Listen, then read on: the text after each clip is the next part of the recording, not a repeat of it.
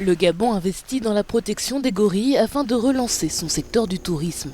Dans la forêt du parc national de Loango, des individus de l'espèce en voie d'extinction sont pris en charge dans des zones protégées du nord du pays.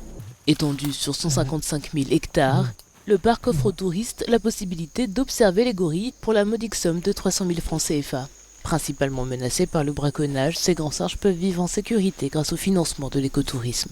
Les gorilles sont méfiants des humains, donc au fur et à mesure, ils prennent confiance, comme vous le voyez maintenant.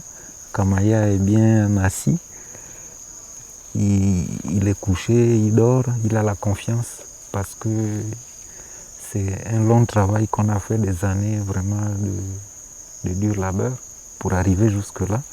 Après 2 ans d'arrêt complet pour cause de pandémie de Covid-19, l'Agence nationale des parcs nationaux du Gabon a décidé de reprendre les observations des gorilles de l'Ouest. De juin 2016 jusqu'au début de l'année 2020, 845 touristes ont pu observer les gorilles sur le site. Le tourisme permet d'apporter les fonds nécessaires au système du parc pour protéger les gorilles, mais aussi toutes les autres espèces.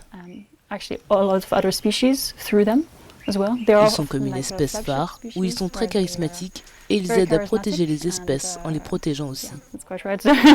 Le gorille au dos argenté de 150 kg a besoin de plusieurs étapes pour s'habituer à l'homme. La phase initiale d'acclimatation, au cours de laquelle les gorilles craignent les humains et s'enfuient dès qu'ils sont approchés. La phase durant laquelle ils cessent de fuir mais peuvent réagir par des charges agressives. Et la dernière phase plus sereine, où ils continuent leur activité sans se préoccuper de la présence humaine. C'est une espèce quand même en voie d'extinction si on ne fait pas quelque chose.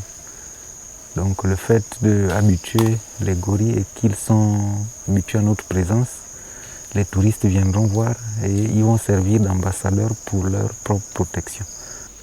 Des études scientifiques de l'Institut Max Planck d'anthropologie, spécialisé dans les grands singes, estiment que le nombre de gorilles baisse de 3% par an.